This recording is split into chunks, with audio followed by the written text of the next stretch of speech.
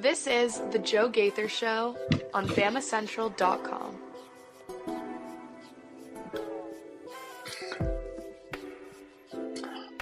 Good morning, Tuscaloosa. Good morning, Tuscaloosa, Internet world. West Alabama, how we doing today on a Thursday?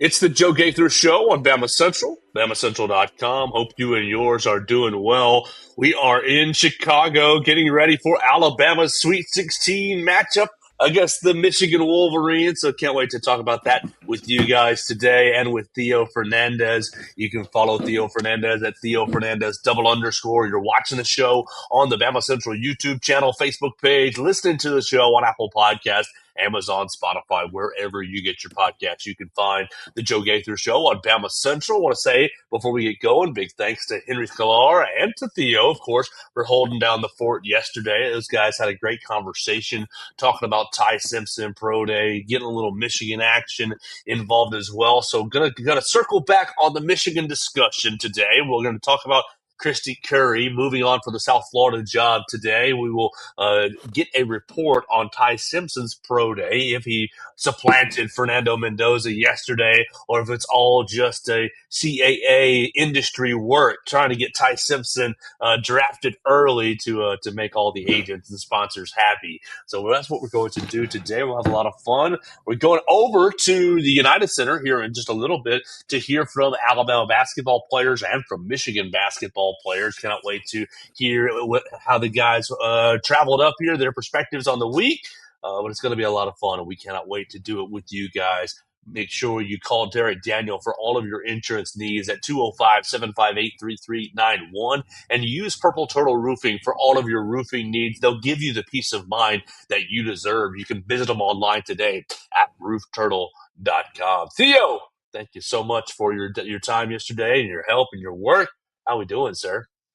Doing great. Always good to get to take lead on the show. Love having Henry on. It was just a fun conversation. Got heated about Ty Simpson, and then got to watch Ty Simpson. I know we're going to talk about Pro Day later, but I will say they did not set us up for success at this thing. They put us, we were buried in the corner. Like, we were so far away, we couldn't hear any of the 40 times, so it was just running around trying to make something out of nothing, but it was still a good opportunity. And little emotional seeing, Ty, Bernard, Lawson, like all these guys, like just last time, they were cracking jokes with us. They were clearly in such a different mood. So it's weird after going through, seasons of, with Ty one season, with the other guys, multiple seasons of, covering them. And now here it is. This is it.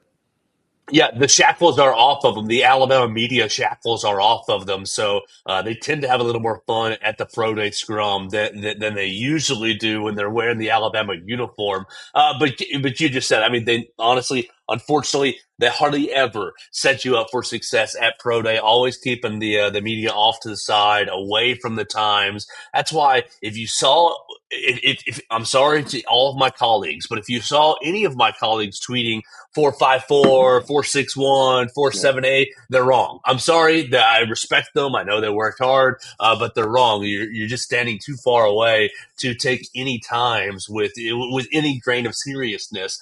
So really, it's just about the atmosphere and seeing the guys one more time. And if you want to see those videos, those YouTube videos, you can see the scrums, the interviews that Henry and Theo did, and the rest of our media colleagues with Ty Simpson, with Deontay Lawson, Jeremy Bernard, right there in the facilities on the Bama Central YouTube channel. I want to hear about how Ty threw here in just a little bit, but we should probably start with the news that happened a couple of days ago, which was Kristy Curry leaving the Alabama job to take the South Florida job.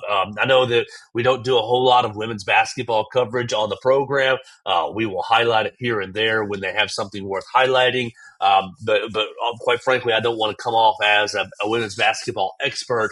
I believe that Kristy Curry just wanted a change of scenery and wanted a little bit more investment from her said university, and so South Florida was offering that, offering her a fresh start. I think she had a really good career here in Tuscaloosa. 13 years here in town. It took Alabama women's basketball back to the NCAA tournament, a place they had not been in several years since she had come So I think that Kristy Curry's tenure was successful. I was not sad to see her move. I was not sitting here crying to see her move on. But I think that we should congratulate her and say great job on taking another job. I just think it's very interesting, Theo, or noteworthy that South Florida, their investment for women's basketball is at a greater level than Alabama's, and thus makes the job at South Florida probably a little more, slightly more attractive than the Alabama job. That combined with the fresh start element, really, really seemed enticing to Kristy Curry. I cannot blame her at all for going to take that job, right? I mean, you were just in a position where the amount of money that Alabama is spending in the SEC is never going to be competitive. And I understand it. I mean, USF, they spend the most money of any school in the American. And you get to go there, and first of all, you're in a conference where it's good enough to, you're turning in like 7 seed, 8 seed, 9 seed at Alabama. You've had a couple outliers past couple years, 4 and 5. But you're right in that middle seed line at USF, so you're producing teams of the same caliber. You're in a school that's pretty easy to get people to be like, yeah, I can go spend 4 years here and probably have a good time. Like, she's having a good life herself there. Her salary is about the same. It makes sense. It makes absolute sense for Curry. And your reaction, I think, is the perfect one. It should just be not apathetic, but like there's no real positives or negatives. It's kind of just whatever.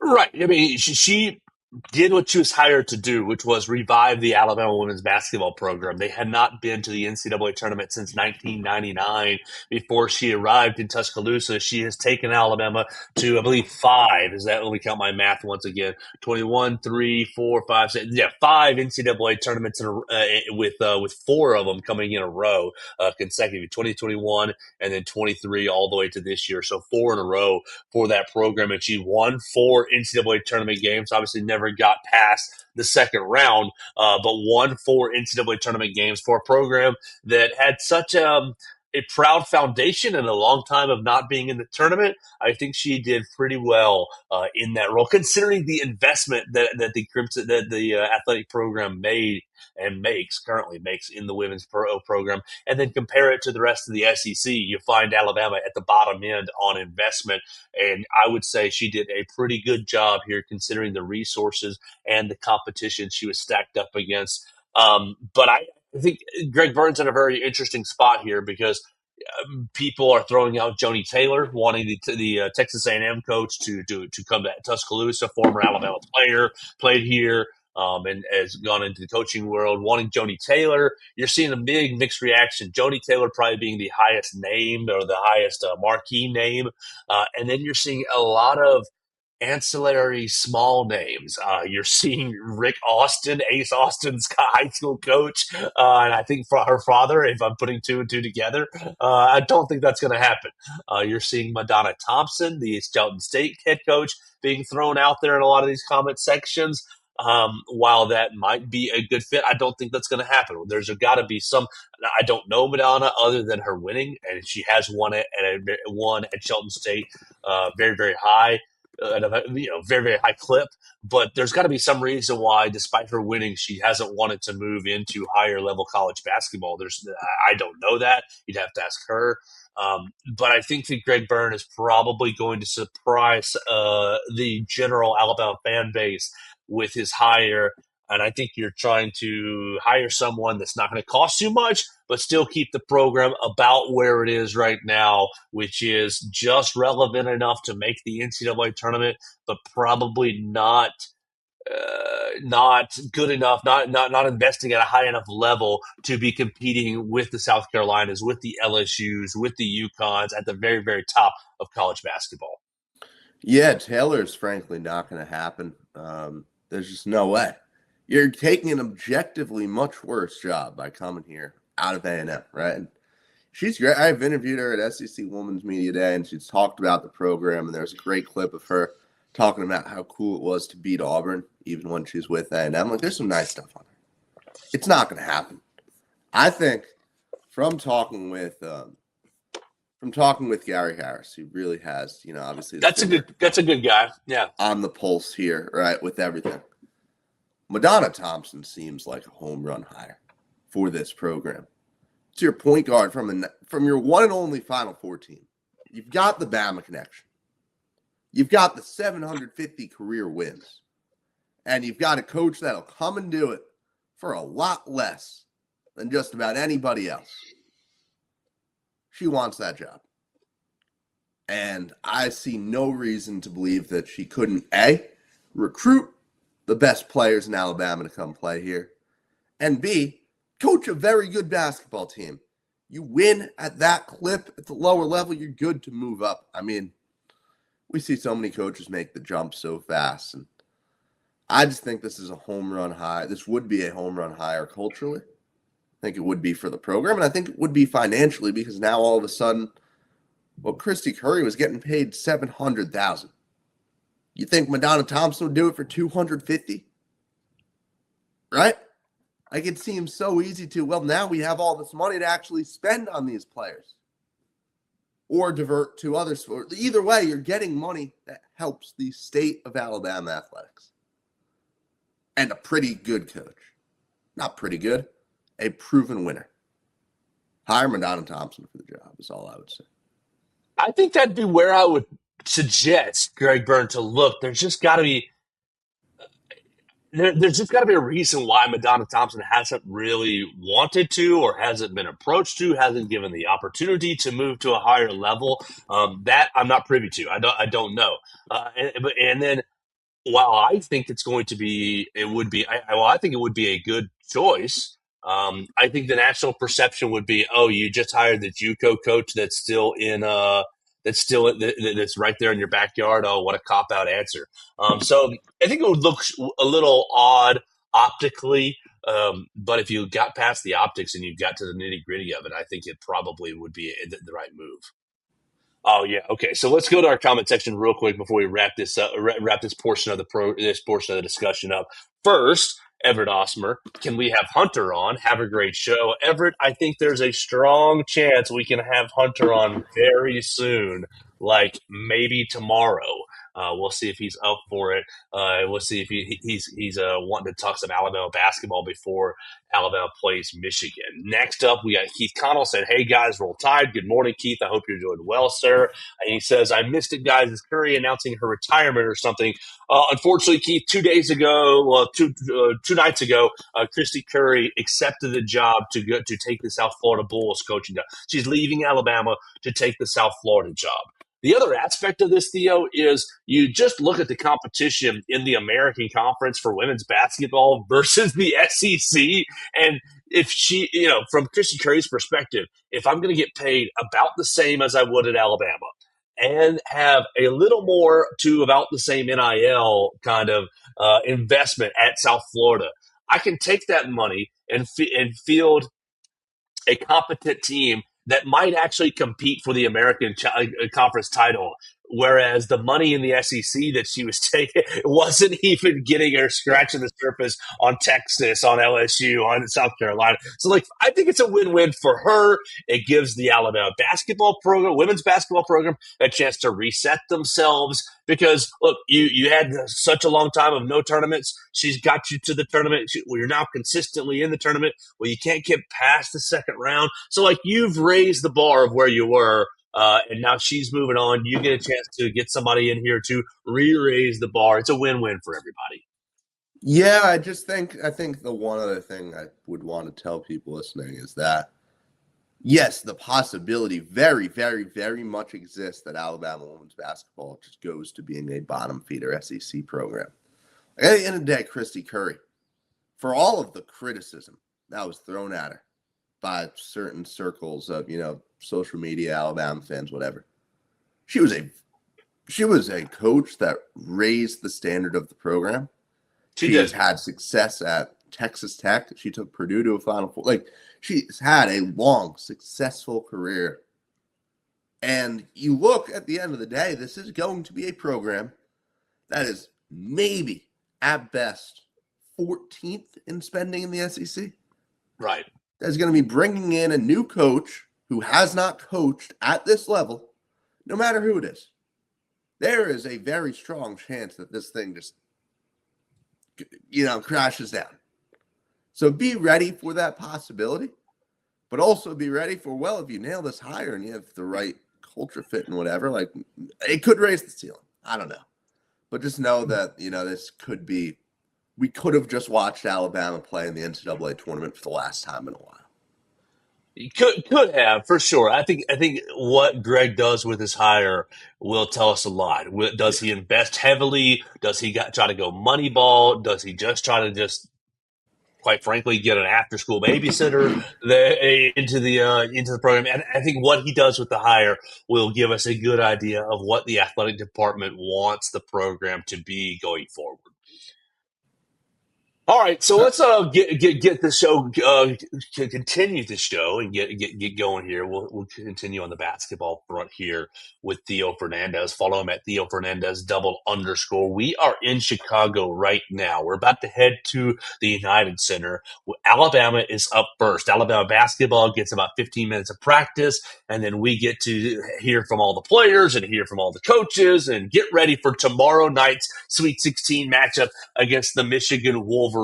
Now, Theo, I've been watching Michigan decently this week, putting them on different games. I was watching Michigan and Purdue's regular season game this morning while I was enjoying breakfast. So checking out Fletcher Lawyer and Braden Smith right there at home in their home game against Michigan. Now they ended up beating Michigan in the Big Ten title game.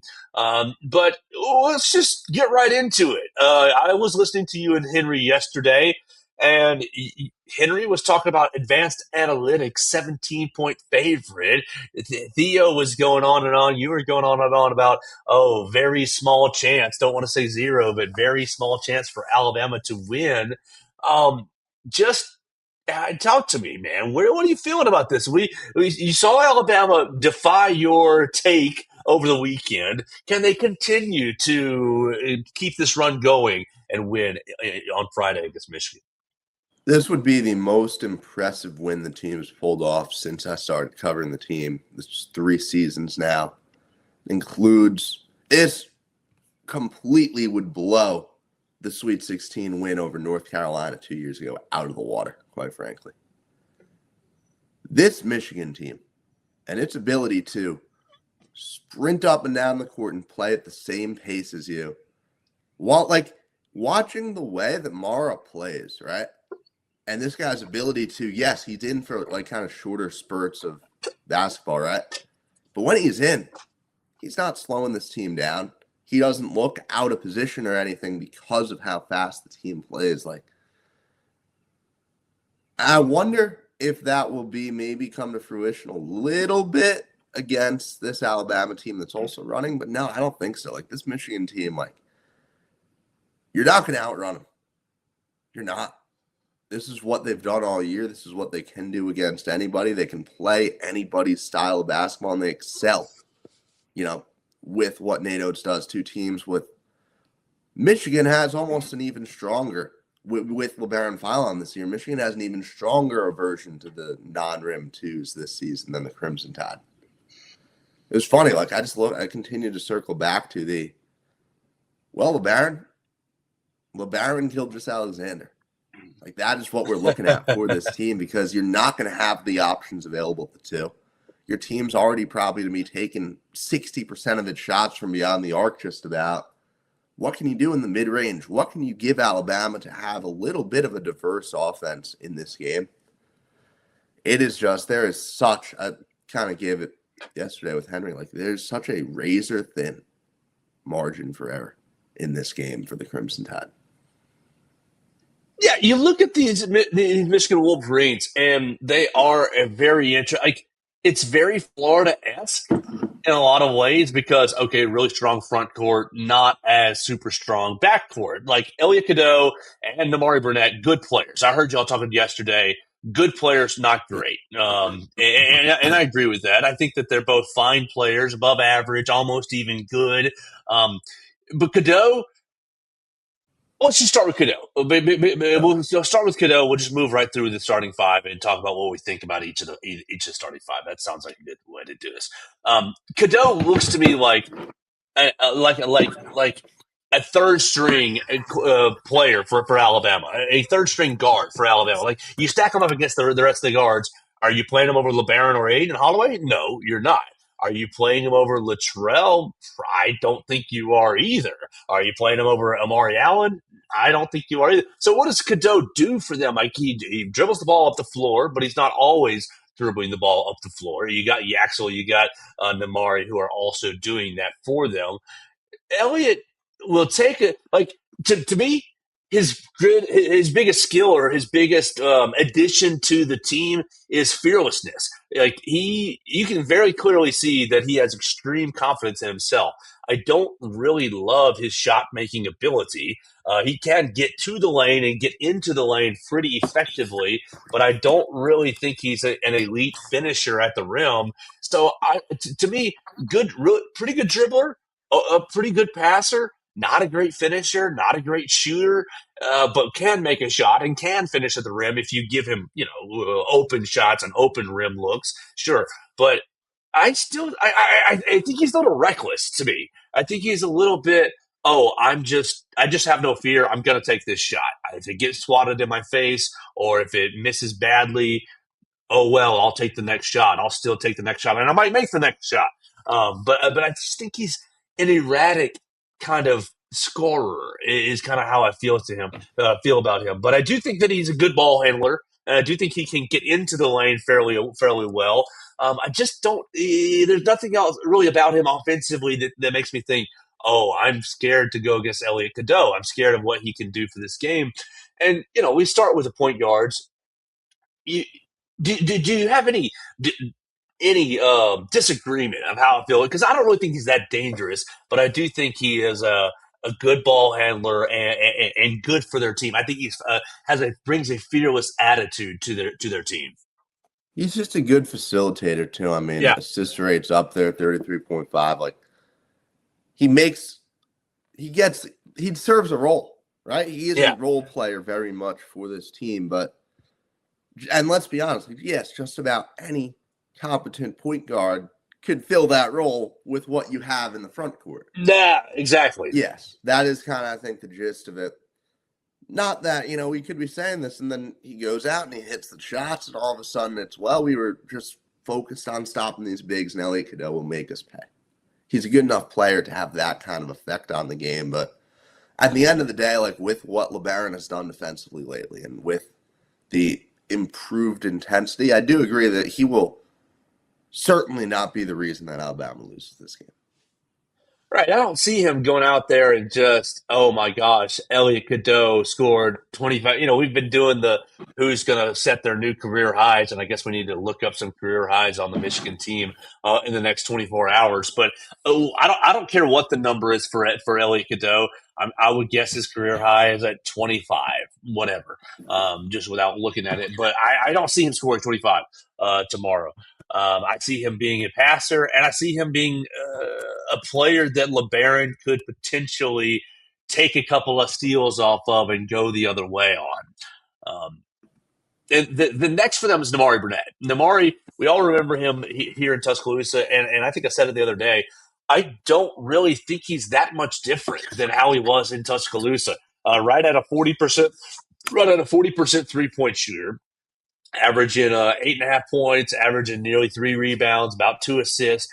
So right at 39% 3-point shooter, and he's essentially like their best 3-point shooter that shoots a lot of 3-point shots. You've got Charlie May, who's shooting 50% from three, but Charlie May is only taking 1 3-pointer on the year. Namari's 58 of 147. So he's basically their go-to 3-point shooter. But compared to the Alabama roster, is Namari Burnett the 4th best shooter on the Alabama roster? Is he the 3rd best shooter on the Alabama roster? Like to me, I'm taking Latrell, I'm taking Holloway, I'm taking LeBaron over him, and I'm putting him in the class with Bull Bowen, maybe above the Bull Bowen class. I'm putting him above the Bull Bowen class, but kind of in the Amari Allen class of, oh, good shooter. You're okay with him taking a 3-point shot, but you're not looking for like for Alabama. You want to get Latrell a 3-point shot. You want to make that part of your offense. I think if the ball finds Amari on the corner, okay, you're fine with him taking that shot. It's not a shot you're drawing up. Now, Dusty May will draw up some shots for him, but I'm thinking in a hypothetical world, would you be drawing up shots for Namari Burnett? And I'm thinking to myself, I don't think I would.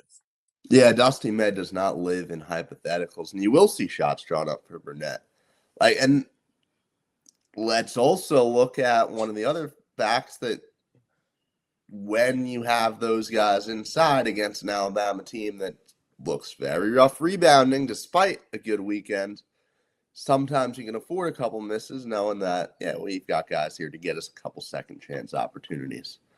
That'll be one of the biggest things that determines the game is the offensive rebounding. But now back to Burnett, he will hit some threes. I fully believe. He's done it all year.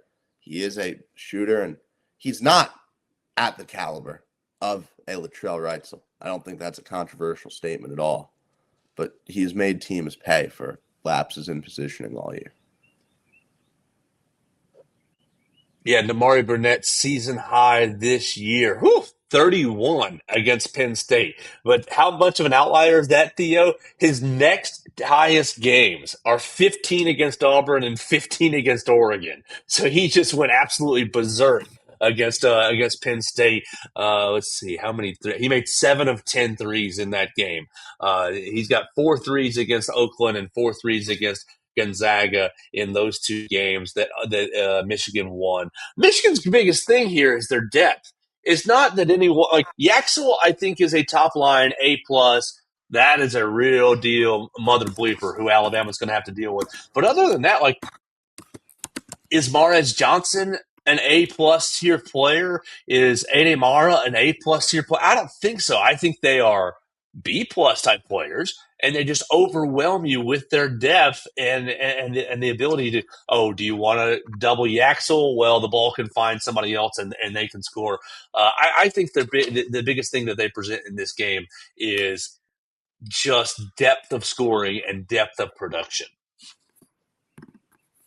Yeah. I think that's just about everything I've got on there.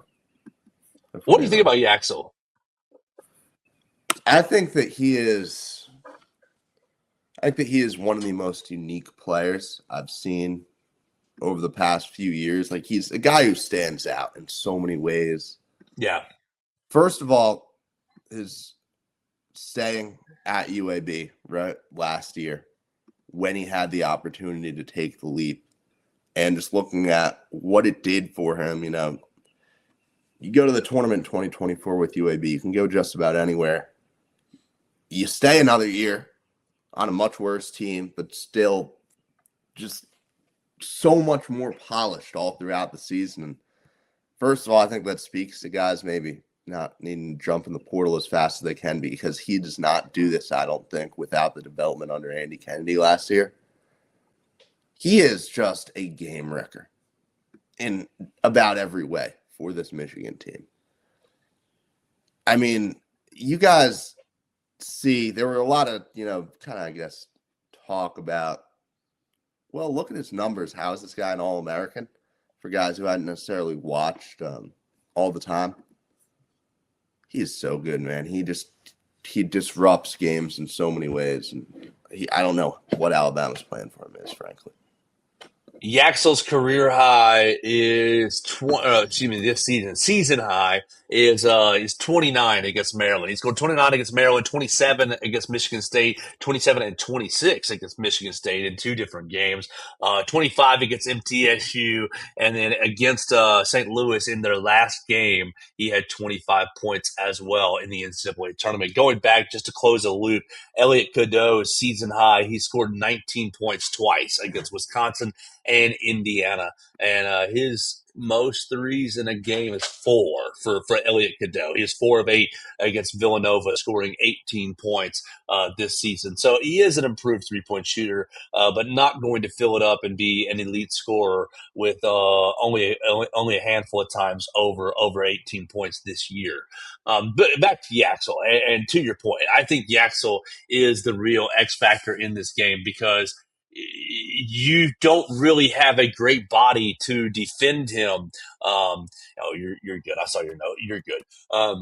You don't really have a great body to defend him. I heard you talking yesterday, and y'all took my voicemail on it. Like, it's either Bo Bowen or Amari Allen, right? Like, and both of y'all kind of said Amari, and I like that, but even Amari's not really a great matchup for him. Standing there, 6'9", 240, so a little taller, a little thicker than Amari. But the problem is he's just as explosive as Amari is. So he can get himself to the rim. He's really light on his feet. Yaxel's a player who is honestly in college basketball one of a kind. You do see you do see a type like him pretty often year in and year out, but like there's not many of him. Michigan has the only Yaxel Lundebord type in college basketball right now. And so he can shoot right at 38, 36% 3-point shooter. He can get to the rim. He can defend. He's an elite athlete. I think Yaxel is the real problem for this game because, look, you can stand in there at Eddie Mara. He can run the court, sure, but I don't see him as really an elite athlete. I don't see him as a real elite scorer. Nice rim protector, but for me, it's Mares Johnson and Yaxel Lindebord as the problem, and really it's Yaxel, his skill set being the biggest problem. And so I'm not really sure how I would defend him if I were Nate Oates. Well, Mara becomes a massive problem and has all year because of what Yaxel's done. Sure. Like that's kind of my biggest takeaway on this team. Like, yeah, teams have game planned for guys of Mara's size for years, right? Teams have neutralized a guy like Zach Edey before, and Mara is obviously nowhere near the caliber of what Zach Edey was. How do you stop this 7-3 man when you're also trying to stop just an insane freak of nature and Yaxel and the way he plays the game? Like, he is just so unlike what teams have had to game plan for, which that's kind of why, like, Amari Allen, I think, needs to be the guy on Yaxel. Because I think that, first of all, you've got the athleticism. You've got the ability to hang with him. You've got 6'9" versus 6'8", right? There's not much of a Yaxel's obviously a bigger guy, but I feel like Amari can, with his athleticism, make up for the size difference. But the other big piece is what you need anyone bigger than Amari Allen to do Mara things, right? You need them working in other positions. You need to somehow keep an eye on Mares Johnson as well, right? When Mara's not on the court, like.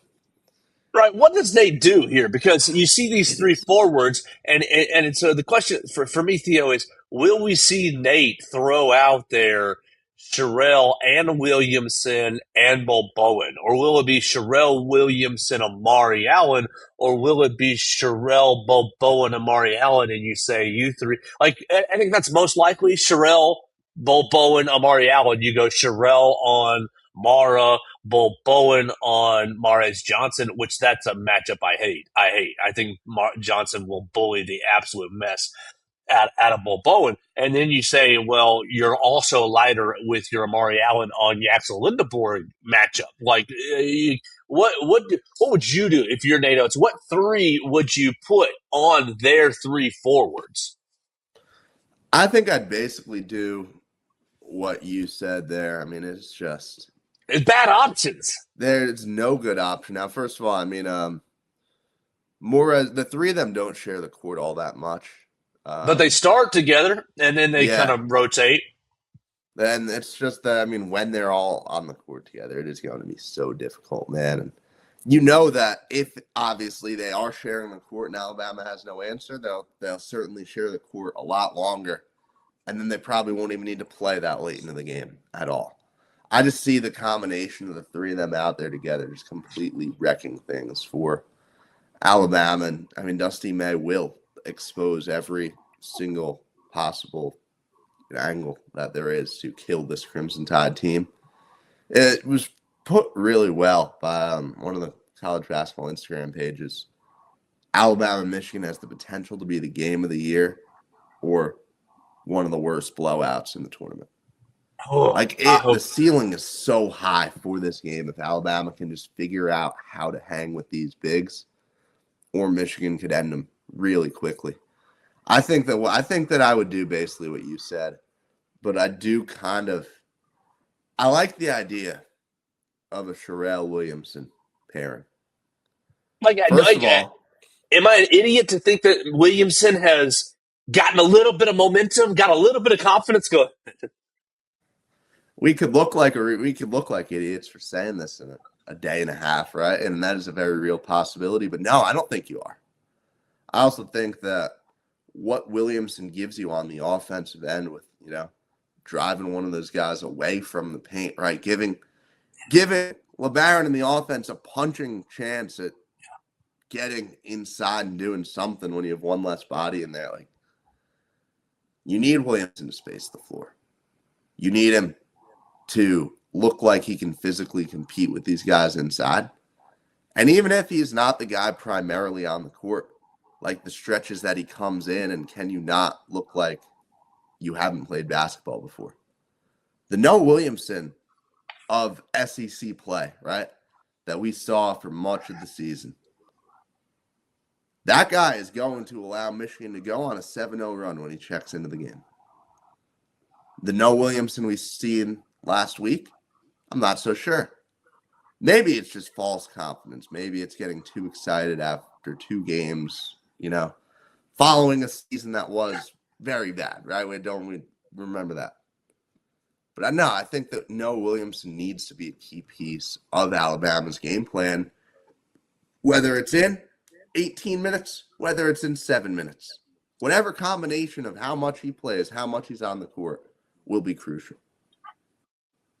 We'll be covering it all day today at the United Center. You can follow us at BamaCentral.com. Hunter Decipher, all one word, Katie Wyndham _ and myself at Joe Gaither 6. We're heading over there in just a little bit. One more thing, Theo, on basketball before I get your Ty Simpson report.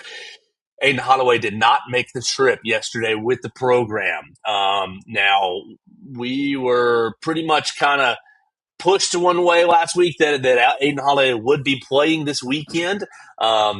I still think that has a possibility. I will remind you of the Nick Pringle flying himself out to the tournament site away from the team a couple years ago. I still think it's a possibility that Aiden does fly up here today, but I would put that possibility at about 10%, 5%.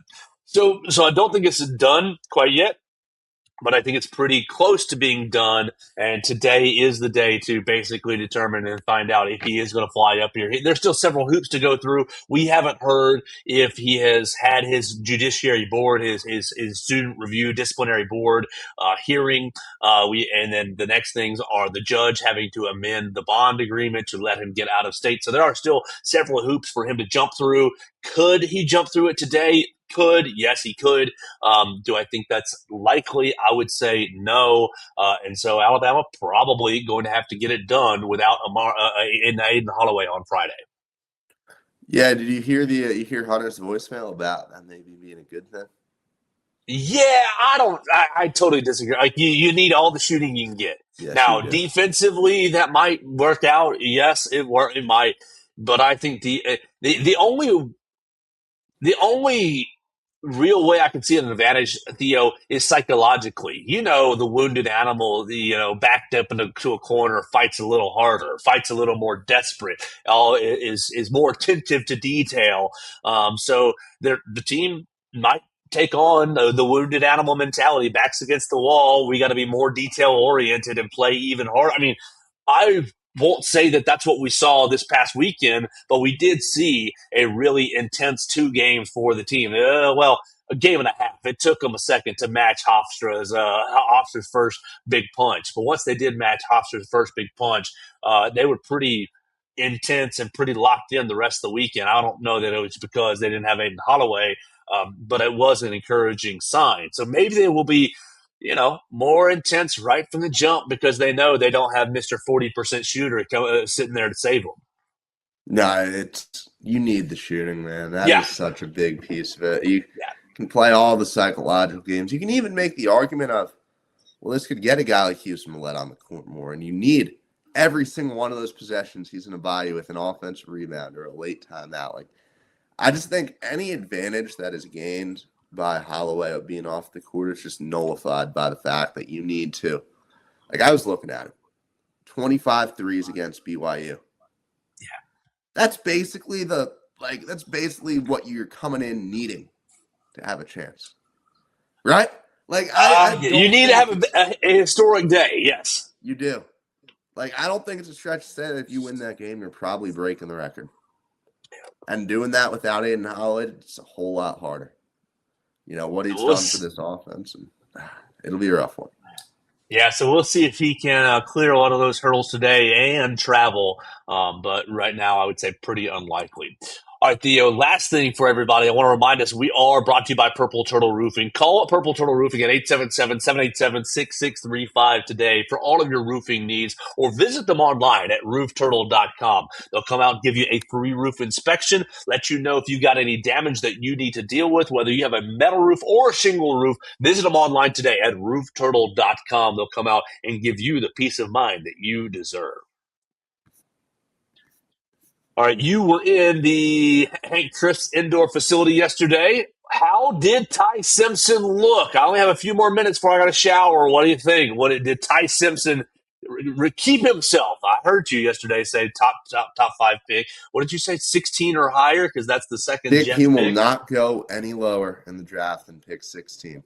And nothing that you saw yesterday moved you off that opinion? No, there was one legitimate overthrow. I think it was to Rico Scott. I forget. Yeah, I'm pretty sure it was to Rico. One legitimate overthrow, and outside of that, I mean, just about everything he threw hit a receiver's hand. There was one, I guess, maybe second overthrow to Bernard, but I kind of felt like Bernard could have made a play on that ball. It was early. Well, really, Ty needs to throw a more catchable ball because I saw Ryan Coleman Williams. That ball was spiraling out of it. It was a terrible ball. It might have hit him right in the hands. It might have been right over his shoulder, right in the breadbasket. But the wobble on it was a terrible pass. Ty, you need to really work on throwing a catchable because Ryan Williams might have dropped that ball, but Ryan Coleman Williams doesn't drop the pass. So it had to have been the quarterback's fault.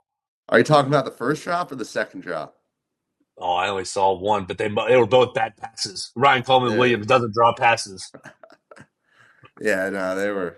Once Ryan Coleman Williams gets his QB1 this year, that won't happen anymore. No, it was, man, those where you just felt like a collective audible groan in the whole facility on both of those plays, man. Like, because he was in such a rhythm, man. There were fun catches. Guys were having such a great time. Ryan drops the first one, right? He goes out.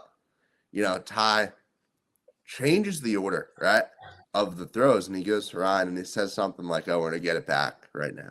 Like, I forget exactly what he said to Ryan, but it was something along those lines, and throws that same exact route, and Ryan hauls it in. And then, it was right back to fun night. Ty Simpson makes just throw after throw. Bernard had a really nice sideline catch. I don't know if you saw that clip. Bernard looked good the whole time, but obviously it's just, it's route running. Like, it's hard to put too much stock into it. But sure. Ryan, last catch of the day, just again, end zone, in, out.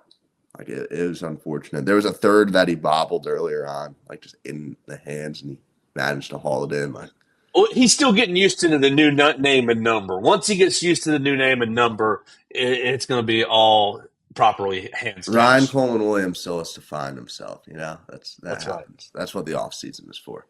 But no, I thought Ty made some unnecessarily difficult throws.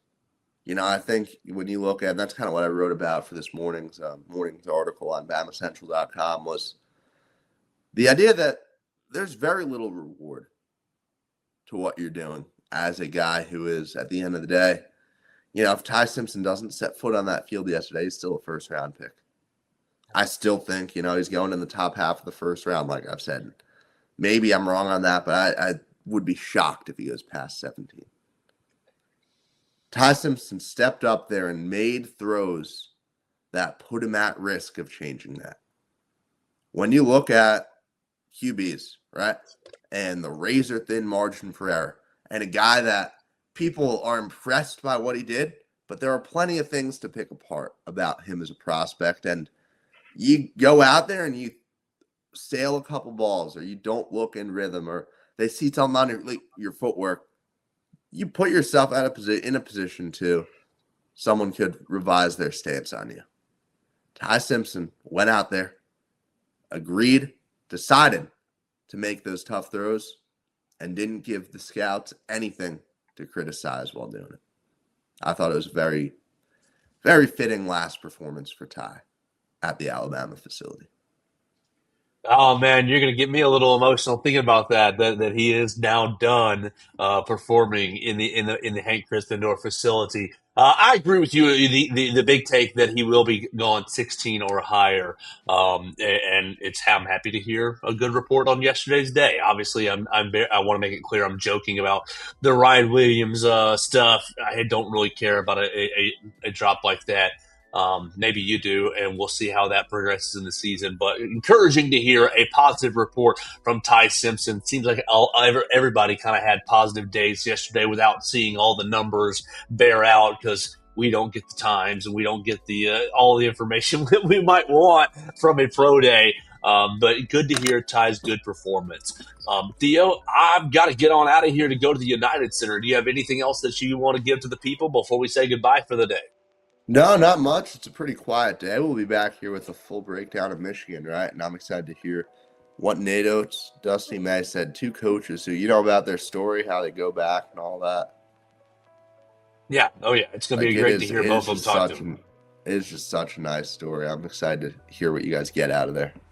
Yeah, I'm going to ask him how close Alabama was to getting Axel Lindeborg in the transfer portal. Obviously, that was a small thing right at the very beginning, but then I think the money got away from Alabama pretty quickly, and he chose Michigan. And so I'm interested to hear about the transfer portal, how that happened.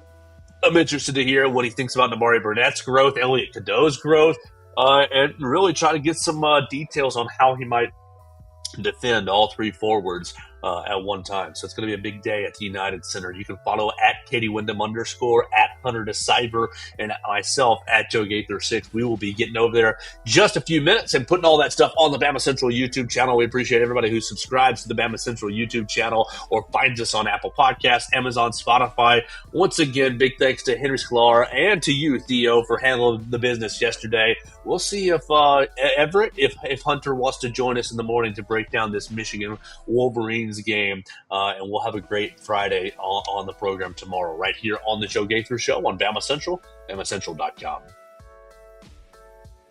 Thanks for joining us on today's edition of the Joe Gaither Show on Bama Central. Keep up with Joe on all his social media pages at Joe Gaither 6. Subscribe, rate, and review the show on Spotify and Apple Podcasts, and be sure to read us daily at BamaCentral.com.